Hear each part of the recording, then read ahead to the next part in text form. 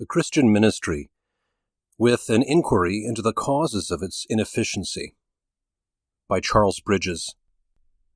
Part 3. Causes of ministerial inefficiency connected with our personal character. The writer is well aware of the extreme delicacy, consideration, and tenderness which the treatment of this part of his subject requires of him. He can, however, truly state that, though for his personal profit he has diligently observed the ministrations of his brethren, yet the material for remark which will now be detailed is drawn rather from a painful acquaintance with his own deficiencies and temptations than from a censorious scrutiny of others. And he trusts that it will be remembered that there is a wide difference between exposing the defects of his brethren in the pride of self-gratulation and observing their failures in connection with a deep searching into his own heart, and for the purpose of bringing all into a condensed view for the common good. The important influence, favorable or unfavorable, of our personal habits upon the ministerial work is obvious. The character of the individual must have a prominent part in forming the minister, and therefore the causes that operate in the declension of the Christian life must belong to this department of the subject. Particulars will now be specified. Chapter 1. Want of entire devotedness of heart to the Christian ministry. The paragraph, 1 Timothy 4:13-16, condenses in the smallest compass the most important body of appropriate instruction and encouragement to ministerial devotedness. Give thyself wholly to these things, that thy profiting may appear to all. Take heed unto thyself and unto the doctrine. Continue in them, for in doing this thou shalt both save thyself and them that hear thee. The effect of the apostles' resolution to give themselves to prayer and to the ministry of the word exhibited the influence of Christian devotedness upon ministerial success. The great shepherd, indeed, who gave himself gave us to the flock. And there is no more responsible thought connected with our work than the obligation of giving ourselves to our people so that they shall be led to prize us as a gift from Christ.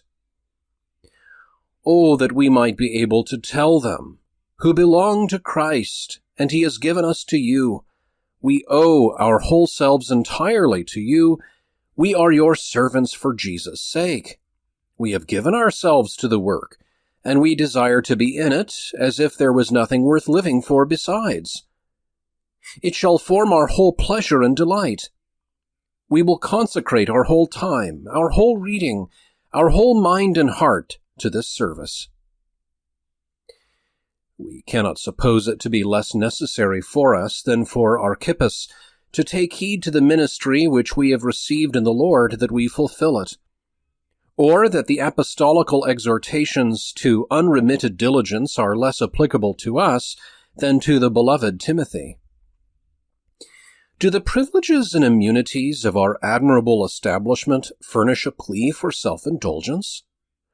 Or shall we be satisfied with a routine of outward service, sufficient to justify us in the eyes of our diocesan, while, as respects any painful exercises of self-denial, we are serving the Lord with that which doth cost us nothing?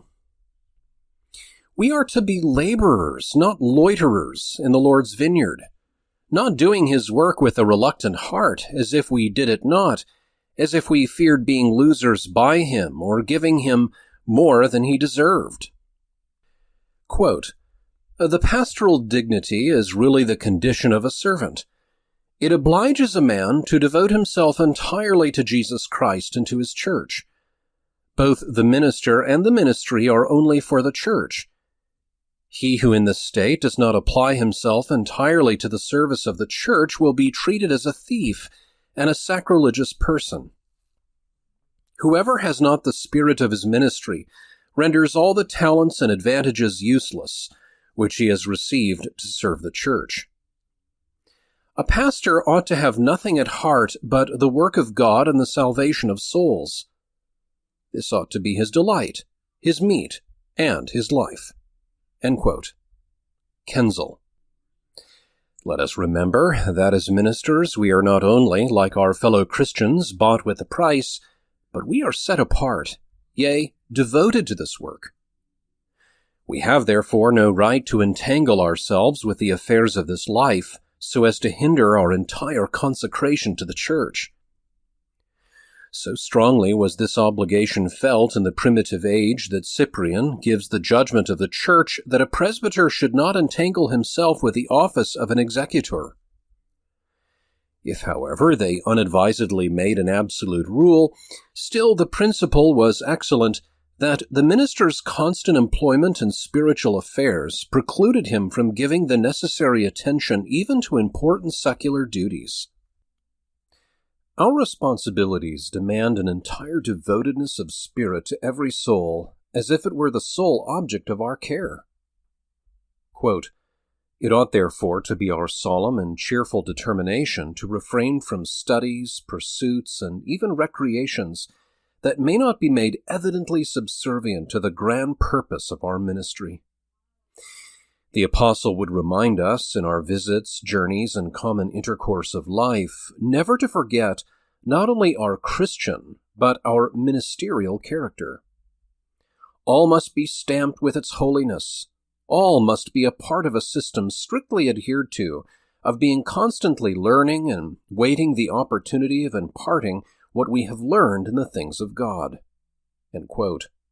Scott. Mr. Cecil used to say that the devil did not care how ministers were employed, so that it was not in their proper work. Whether it was hunting or sporting, cards and assemblies, writing notes upon the classics or politics, it was all one to him. Each might please his own taste. In contrast to this mind, how manly was Nehemiah's repeated answer to his subtle enemies when they would have diverted him from the immediate service of his God. "I am doing a great work, so that I cannot come down." And does not the building of the spiritual temple require the same concentrated devotedness of heart, the same sense of primary obligation? And are we, in a similar spirit, ready to answer the suggestions of a corrupt heart, of pride, indolence, love of ease, worldliness, and unbelief? I may not, I must not, I dare not, I cannot come down. In the true spirit of our work, we shall let the potsherds strive with the potsherds of the earth. Yea, even let the dead bury their dead, rather than allow the business of this life to detain us from the present and imperative duty, "Go thou and preach the gospel of God." Bishop Burnet adverts to, quote, "the great notion of the pastoral care which runs through our ordination service, that it is to be a man's entire business, and is to possess both his thoughts and his time." What greater force or energy, the bishop asks, could be put in words than in these? Or where could any be found that are more weighty and more express, to show the entire dedication of the whole man, of his time and labor, and the separating himself from all other cares to follow this one thing with all possible application and zeal? There is nothing in any office, ancient or modern, that I ever saw, which is of this force, so serious and so solemn. End quote. The clergy, quote, "have a double account to settle, an account with God, as well as an account with man. And it may happen that although the latter party have nothing to object against them, yet their functions may not have been adequately discharged in the sight of the great high priest of the church. Even if their engagement be not exactly in the nature of a conditional contract, as far as man is concerned, yet there are certain extra-official obligations, certain undefined, though not less binding duties, which every man set apart for the ministry has undertaken to fulfill. His work must not be looked upon as an ordinary profession to be conducted on that principle of reciprocity which governs the common dealings of mankind. He desecrates his high calling when he considers it in the light of a mere commercial transaction, in which a bargain is struck for a certain return of services upon the payment of a certain price. Like his heavenly pattern, he will be constantly about his master's business. He will avail himself of times and seasons and topics and present the truths of which he is the depository in so judicious and pertinent a manner that his speech may at all times be seasoned with salt, and that no man may be able to accuse him of neglect, or inquire, like Esau, in the tone of mingled regret and reproach, "Hast thou not a blessing for me also?" End quote. Our heavenly pattern did indeed furnish a striking illustration of the true spirit of the Christian ministry, doing with our might. His whole soul was in it, intent upon one thing, subordinating relative obligations, personal convenience, and even present necessity to the main business. No time was wasted upon trifles. Such unblushing activity! Never was an opportunity of usefulness lost. Even the common courtesies of life, public occasions, were improved as vehicles of the most important instruction. The thought of relinquishing his work was intolerable. Through most striking reproach and tribulation, he persevered to the end. The labors of single days were unprecedented in ministerial annals, and a lengthened course was compressed within the contracted space of 3 years. In a large measure of the same spirit did the great apostle follow his blessed exemplar. His very soul and spirit were set upon his work. Never did any hireling long for preferment as did he to be made the organ of spiritual blessings to the church. He had a heart and tongue to speak wherever there was an ear to hear, even at Rome itself.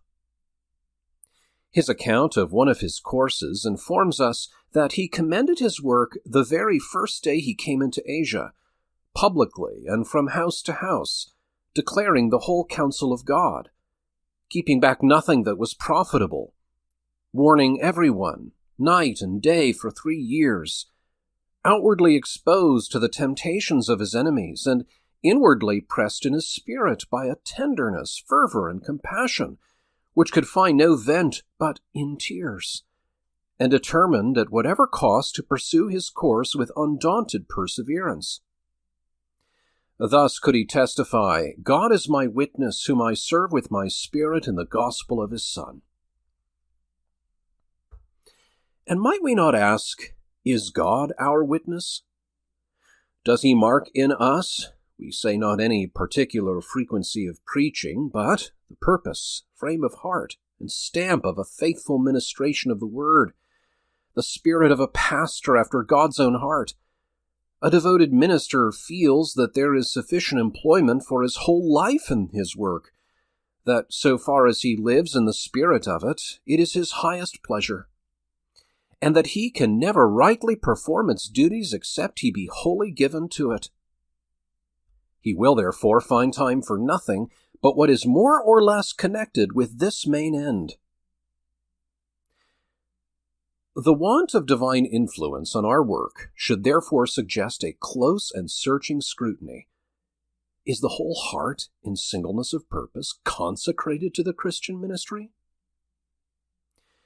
Mr. Brown's deathbed was given a most encouraging testimony on this subject, the result of 40 years' experience.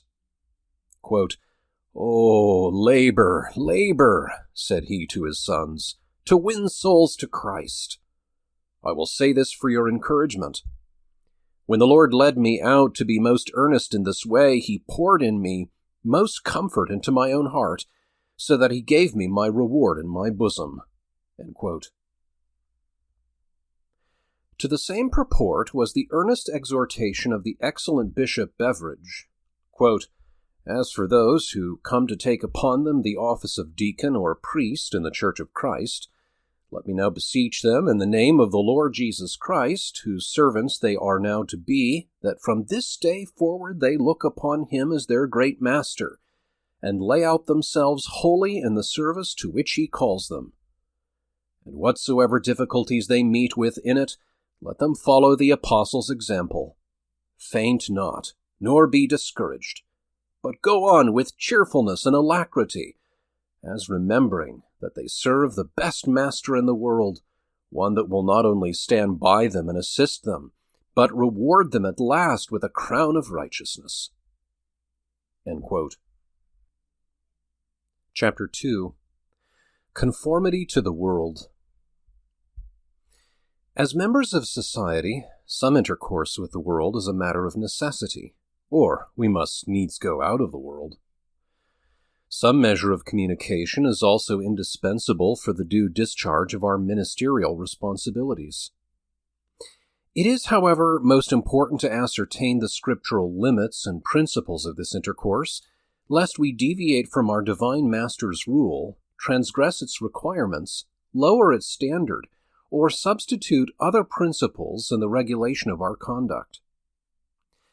Now, if the prohibition of conformity to the world and the call of God to come out and be separate have any meaning at all, they must be supposed to warn the minister of the sanctuary from the sports of the field or the chase, from the theater, the ballroom, the card table, and the racecourse, and from that unprofitable sensual life of folly which unconsciously hurries us on from social intercourse to the ensnaring pleasures of sin. Quote, "A life in which the love of the world is predominant is incompatible with that dignified and edifying piety which should be the distinguishing characteristic of the sacred ministry. It is the spirit of piety alone that can ensure to us utility." End quote. Massillon. For what aptness to teach can be exercised or nourished where the taste, time, talents, and activity are devoted to secular and self-indulgent engagements? Many shades of worldly conformity, most detrimental to our spiritual influence, attach themselves peculiarly to the clergy of the establishment. Their rank in society, their education, their mode of living, and the necessity which is commonly felt for keeping up appearances, all are circumstances which need the control of a heavenly and mortified mind, lest they should prove offenses in our great work. Perhaps few of us are aware of the keen eye with which our dress, furniture, tables, and household are scrutinized, and the minuteness of comparison instituted between our ministration and personal habits. Mr. Scott's observations upon this subject are entitled to great consideration. After remarking upon the inconveniences and temptations of ministers indulging in affectation of appearance beyond their legitimate station, he adds, quote, "If we form our judgment on this subject from the Holy Scripture, we shall not think of finding the true ministers of Christ among the higher classes of society in matters of external appearances or indulgence. If a minister thinks that the attention of the great and noble requires him to copy their expensive style of living, he grievously mistakes the matter. For this will generally forfeit the opinion before entertained of his good sense in regard to propriety, and his official declarations concerning the vanity of earthly things and the Christian's indifference to them will be suspected of insincerity. While it is observed that he conforms to the world as far or even further than his circumstances will admit, and thus respect will often be changed into disgust." End quote. At a later period of life, he writes thus, quote, "I am sorry to say that worldly prudence and the desire of making provision for families, not only for necessary things, but for gentility and affluence, is, in my opinion, eating up the life of spirituality and simple trust in the Lord, even among those who preach scriptural doctrines. I believe these are clogged in their ministry, nay, sink in general estimation, and are excluded from usefulness more than they are aware of." End quote. Admitting even that our income allows this indulgence of expensiveness, yet is it not a point of Christian forbearance to refrain? Is it not most important to show that our heart is not set upon these things? That Christian plainness and simplicity are our deliberate choice? And that it is a matter of conscience and of privilege to devote to the service of God the expenditure that might have been wasted upon sealed houses or other useless decorations? Social intercourse with our neighborhoods often presents serious hindrance to our work. Not that religion inculcates any breach of good breeding, habits of moroseness, or declaiming with contemptuous severity against the follies of the world. This is neither the spirit of the gospel of love, nor the spirit that should distinguish its professors, and much less its ministers. And what is said or done in this temper had far better have been forborne than exhibited in a garb of such unkindly roughness. Courtesy is an obligation, fully consistent with the exercise of Christian faithfulness, and, under decided scriptural restraint, often melts down prejudice and conciliates goodwill. But latet anguis in herba. The double guard of watchfulness and prayer is most needful to preserve the single eye, and the heart devoted in simplicity to God. It is enchanted ground. A prudent Christian dares not walk on it without a special call. The late excellent Mr. Hervey resolved, quote, never to go into any company where he could not obtain access for his master, end quote. And at least we should determine to venture into no society but where we sincerely desire and endeavor to introduce our master.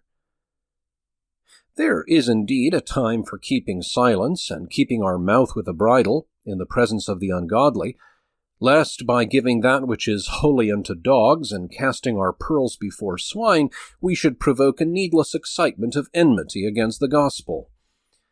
But, as Dr. Watts has well observed, quote, I doubt this caution has been carried much further by our own cowardice and carnality of spirit than David ever practiced in the 39th Psalm, or than Jesus Christ meant it in the 7th of Matthew. End quote. Certainly, if we are dumb with silence and hold our peace even from good, without feeling, like David under these circumstances, our sorrows to be stirred. It is but too plain that we have lost that distinction of the servants of Christ which it would have been our honor to have preserved. That our Christian prudence has degenerated into worldly cowardice, and that our conversation with the world has been regulated by the fear of man, fleshly indulgence, and practical unbelief of the most solemn warnings of the gospel. Our divine Master never intended that we should confine our religion to the services of the sanctuary.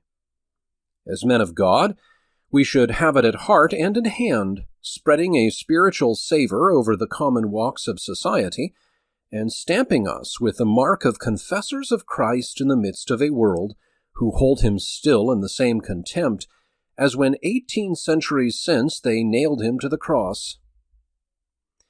There must be some defect if we do not bring an atmosphere with us which is more or less instantaneously felt. It is the want of this high tone of character that makes our private ministration so pointless and ineffective. For when parochial visits have been unaccompanied with one searching inquiry respecting the state of the soul, it is easily supposed that as no suspicion was thrown out, none was entertained. And that if there was not quite so much religion as with some others, yet that there was no ground for alarm, nor had the solemn statements of the pulpit any specific reference to them. The importance of studying urbanity of behavior in our intercourse with the world is sometimes pleaded as an excuse for avoiding the direct offense of the cross. But let it be remembered that God never honors a compromising spirit. The character of our profession with the world must not be merely negative. It must be marked by a wise, tender, but unflinching exhibition of the broad line of demarcation, which under the most favorable circumstances of mutual accommodation still separates the world and the church from real communion with each other. Did the apostle mean by that emphatic term the course of this world, no more than the round of giddy dissipation or vicious pleasure? Had this prohibition of worldly conformity no regard to the principles, the standard, the taste, the external decency of worldliness? Does not his warning against even contact with the world, deduced from the reason and fitness of things as well as from the express declaration of God, directly apply to all the sources of interest, the fellowship, the habit of mind and conversation, which by the scriptural standard are proved to be not of the Father, but of the world? Or will an evangelical accuracy of doctrine and correctness of outward deportment be sufficient to stamp our profession with the broad seal of conformity to our Master's image? They are not of the world, even as I am not of the world. Quote, doubtless, as Archbishop Secker reminds us, we should endeavor to make religion agreeable, but not to make ourselves agreeable by leading our company to forget religion. We should, every one of us, please his neighbor for his good, but not so please men as to fail in the character of servants of Christ. End quote.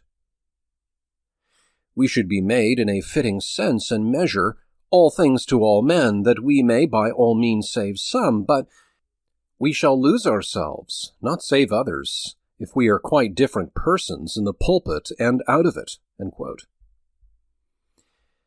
These admirable sentiments fix the precise character and scriptural limits of Christian courtesy, bounding it by the line of Christian edification and distinguishing it by an entire disregard of our own interest, and a single devotedness to the main object of the salvation of immortal souls.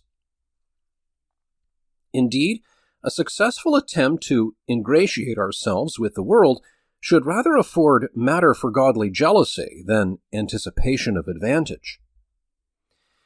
To have attached the world by adventitious accomplishments to ourselves, while the Master, whom we profess to venerate, is still with them, a despised and rejected Savior, to a mind reflecting upon Scripture principles, is a matter of far greater alarm than of self-complacency.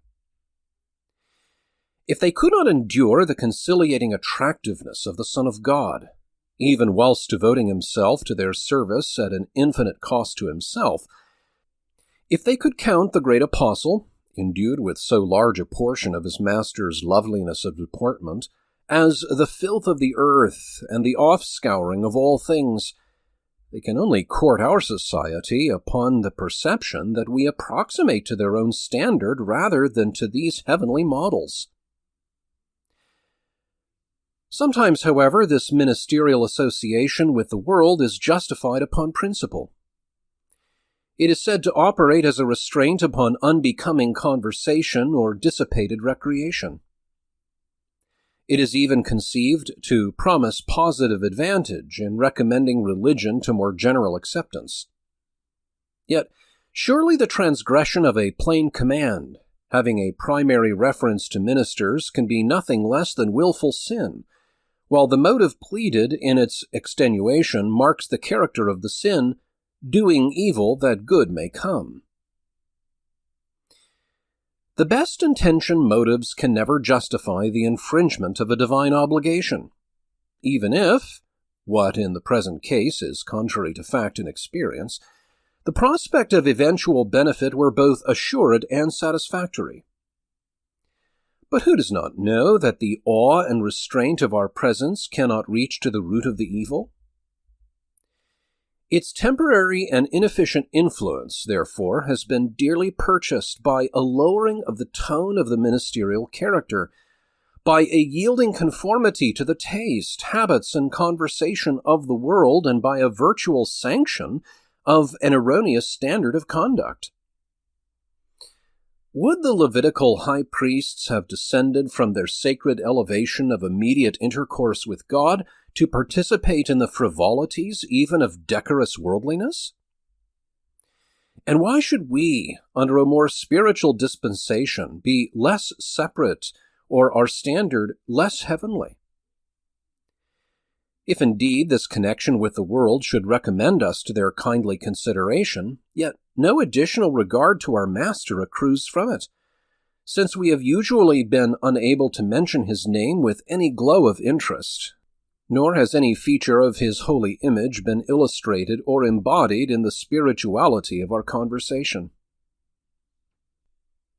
It is a lowering indeed that our divine Master occasionally associated with men decidedly adverse to his doctrine, but he could breathe a polluted atmosphere with perfect security, and therefore might venture where common prudence would forbid those to follow, whose constitutions are predisposed to contagion. Besides, his intercourse with the world was uniformly that of an instructor, not of a conformist. And he accomplished his important designs not by accommodating his conversational subjects to their taste, except indeed when illustrating his instructions from the topics and circumstances of the day, but by chaining down their wondering attention to the gracious words which proceeded out of his mouth. But is our intercourse with the world thus conformed to our Master's pattern? Are we ready to do, quote, the hard and rough work of bringing God into his own world, end quote? Cecil. Or are we not too easily satisfied with the influence of outward restraints, while no plain testimony has been delivered for him, whose we are and whom we profess to serve? It has been justly remarked that, quote, a worldly state of mind is not less destructive of true holiness than gross sin, end quote. Bishop Taylor. The example of Demas, the fellow laborer of the apostle, stands as a beacon at the close of the ministerial epistles to remind us, even while invigorated by the glorious prospects of eternity, of the need of watchful carefulness against this baneful snare of our ministry. Upon the full consideration of the subject, the writer is constrained to express his decided conviction that a very large proportion of our inefficiency may be traced to the source of worldly conformity. This needs no proof in the too frequent cases of decided love of pleasure and dissipation. Quote, for, as Massillon asks his clergy, after having fully mixed in the diversions and follies of the world, can you appear in a Christian pulpit, impressed with a sense of the importance of the gospel and zealous for its success? End quote. Of such ministers we would speak, even weeping, that they are the sores of the church, that they have given more strength to the cause of separation than the most powerful objections either to our established formularies or government, and, what is far more fearful, that they are charged with the awful responsibility of dragging with them immortal souls down to perdition by their negligence or by the positive influence of their example. But is not also the lax, indulgent approximation to the spirit of the world, either in our general habit and appearance or in our intercourse with the world, a leading, though not always a tangible, cause of failure? Even the faithful exhibition of the cross must be materially weakened by a want of the corresponding exhibition of its power in crucifying its ministers to the lusts and affections of the world. A connection with the world beyond the point of clear duty, or even within these narrow bounds, without a heavenly temper, must bring us into a worldly atmosphere which deadens the vigorous actings of a spiritual life, till, like the torpedo, we benumb everything we touch. Conscience in a tender and susceptible state might almost determine the question, what is the effect of such connections upon the spiritual frame? Has there not been in this atmosphere a closer communion with the world than with God? Has not the spirit of prayer been well nigh extinguished, and delight in the more spiritual exercises of our work fearfully lost? And does not our ministry thus become, perhaps unconsciously to ourselves, weak general and indefinite upon the main points of separation from the world? Or, even if our exhortations reach the scriptural standard of decision, must not their power be wholly counteracted by this compromising spirit? Accurate and earnest statements of truth, combined with sociable conformity to the world, will give no offense and bring no conviction. Cooper's line, quote, "If parsons fiddle, why mayn't laymen dance?" end quote, has at least as much truth as wit in it. If we go one step into the world, our flock will take the sanction to go two. The third will be still more easy and the atmosphere more enticing, till at last it proves, "As a bird hasteth to the snare, and knoweth not that it is for his life." Quote, "The minister, therefore, who would not have his people give in to worldly conformity such as he disapproves, must keep at a considerable distance himself. If he walks near the brink, others will fall down the precipice." End quote. Scott. Quote, "A preacher who enjoys the smiles of the world can hope for little success from God. But a minister of the church who is entirely disengaged from the love of earthly things is a great treasure and a great consolation to her." End quote. Kenzel. This audio recording was read by Michael Ives. I hope you found it enlightening and edifying. Visit westportexperiment.com for more audio resources and where I write about parish missions, the care of souls, and all things Reformed. Note, some references and citations were passed over for greater ease of listening. The listener is referred to the original to access them.